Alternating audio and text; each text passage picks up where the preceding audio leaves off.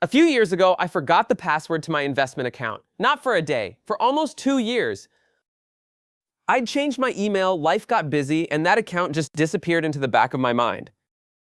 I didn't check it. I didn't move anything. I didn't react to a single headline, a single crash, a single panic on the news.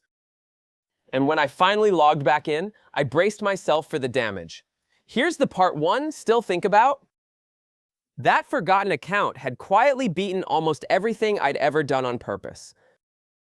Every clever move, every time I'd sold because I was scared, every time I jumped on something because I was excited, all of it had done worse than the account where I did absolutely nothing at all. That was the day I understood something. The whole financial world is built to hide from you. Investing isn't a sport. The person glued to the screen reacting to every move isn't the winner. Usually they're the one quietly losing to the person who barely looks. So today, I'm not going to teach you how to do more. I'm going to show you why the calmest, most boring investor in the room almost always wins, and I'm going to prove it with real numbers, not vibes. By the end, you'll see why doing nothing is one of the hardest and most profitable skills in all of money. I'm Sam. I think about the quiet side of money, the part nobody posts about, where wealth is built slowly, calmly, and almost invisibly. If that sounds like the kind of investing you actually want, subscribe and stay with me. This one builds piece by piece. Here's the single idea to hold on to for the next 10 minutes. In most of life, effort and reward go together. You work harder, you get more. Investing is the strange exception. Past a very simple point, more activity gives you less. Every extra move is a new chance to be wrong, a new fee, a new moment for fear to make the decision instead of you. So the goal isn't to do investing well, it's to do almost none of it on purpose with a plan. Let me show you what the data actually says. In 2007, Warren Buffett made a public bet. He wagered $1 million that one boring low-cost fund that simply owns the 500 biggest American companies would beat a hand-picked team of elite hedge funds, the smartest, highest-paid people on Wall Street over 10 full years. Think about how lopsided that should have been. On one side, armies of analysts, supercomputers, insider access. On the other side, a fund that does nothing but sit there and hold the whole market. 10 years later, it wasn't close. The boring fund returned about 7% a year. The brilliant, expensive hedge funds, about 2%. The geniuses got beaten badly by a strategy that requires zero skill and zero effort. And here's the quiet lesson underneath it. Those hedge funds weren't dumb. They were just busy. All that activity, all those fees, all that cleverness didn't add value, it subtracted it. Buffett's takeaway was simple enough to fit on a napkin. For almost everyone, the calm, low-cost, do-nothing approach wins. If it beats the best on Wall Street, it can beat the urge inside you to keep tinkering. Now here's where it gets uncomfortable, because this next part isn't about Wall Street. It's about you. JP Morgan ran the numbers on the last 20 years of the US market.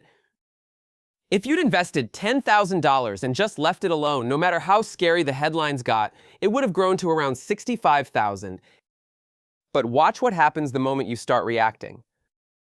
If you got nervous and pulled your money out, and in doing so missed just the 10 single best days in the market over those 20 years, your $65,000 drops to about $32,000. Half your money, gone. Not from a crash, from flinching. And here's the cruel twist that ties it all together. Those best days don't happen in calm times. Roughly 7 of the 10 best days in the market happened within 2 weeks of the worst days. The huge recoveries come right on the heels of the scary crashes. So the person who panics and sells during the fear is almost perfectly designed to miss the rebound that follows. Your instinct to run is the one thing guaranteed to hurt you most. Sit with that. The market doesn't punish you for being uninformed, it punishes you for being unable to stay still. This explains something researchers have documented for decades, and it's almost painful. The average investor consistently earns less than the very funds they're invested in. Read that again because it sounds impossible. The fund goes up, say 8%, but the average person holding it earns noticeably less. How? Because they don't just sit there, they buy after a fund has already climbed, when everyone's excited. They sell after it's fallen, when everyone's scared. They do it again and again, and that gap, buying high, selling low over and over, quietly bleeds away a chunk of their lifetime returns. The fund did its job. The investor's behavior is what failed. And this is the strangely hopeful part. You don't need to get smarter to close that gap. You need to get calmer. The calm investor and the anxious investor can own the exact same fund and walk away with completely different lives. Let's talk about the slow leak almost nobody notices. Every time you trade, you pay in fees, in spreads, in taxes on the gains you locked in. And every actively managed product that promises to beat the market charges you more for the privilege of trying. Here's the thing. The Buffett bet revealed underneath the surface that enormous gap between 7% and 2% was driven largely by cost.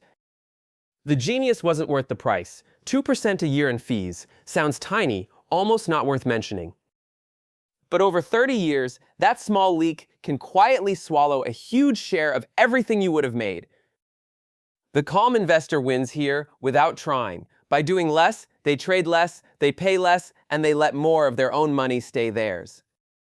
Boring is cheap. Cheap compounds. That's the whole secret. And it costs nothing but patience. If you take one thing from this video, take this. The single most powerful force in investing isn't picking the right stock. It's time. Money left alone doesn't grow in a straight line, it grows on itself. Then on the growth, then on the growth of the growth. The early years feel almost insulting, like nothing is happening. And then somewhere down the line, the curve bends upward and starts moving faster than you ever contributed. But that force has exactly one enemy: interruption. Every time you pull out, you reset the clock. Every panic sells off years of quiet compounding. The boring investor's real superpower isn't knowledge, it's that they simply never break the chain. They let time do the heavy lifting that no amount of cleverness can replace. This is why time in the market beats timing the market, not as a cute saying, but as cold arithmetic. The calm one stays in, the clever one keeps stepping out, and the years reward the one who stayed. So how do you actually become this person? Not with willpower in the moment. Willpower always loses to fear at 2 in the morning when the market is red. You become calm by deciding everything in advance. While you're clear-headed, you choose a simple, low-cost plan once. You automate it so money invests itself on payday, before your emotions ever get a vote. And then you write down a single promise to yourself. I will not sell because I'm scared. I will only follow the plan I made when I was calm. That's it. That one written rule is worth more than every market prediction you'll ever hear. Because the crash will come, it always does. The headlines will scream, your hands will itch to do something. And on that day, you won't have to be brave or brilliant, you'll just have to do what the calm version of you already decided. The plan protects you from the panic, so let me take you back to that forgotten password.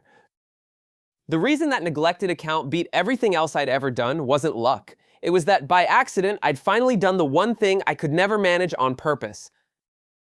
I left it alone. No fear selling, no excited buying, no clever moves that quietly cost me. The market did what the market does over time, and my own worst instincts simply weren't in the room to interfere. That's the whole game. The calm investor doesn't win by knowing more than you. They win by doing less than you, by staying in their seat when everyone else is running for the exits and letting time and patience compound in the dark.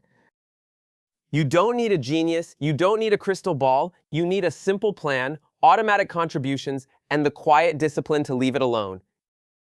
So this week, do one calm thing. Set up one automatic investment, however small. Write down your one promise, I won't sell out of fear, and then, as strange as it sounds, practice doing nothing. Let it grow, let it be boring, because in investing, boring isn't the price you pay for safety. Boring is the strategy, and the calmest person in the room is usually the one who ends up the wealthiest. I'm Sam, stay calm, stay invested, and I'll see you in the next one.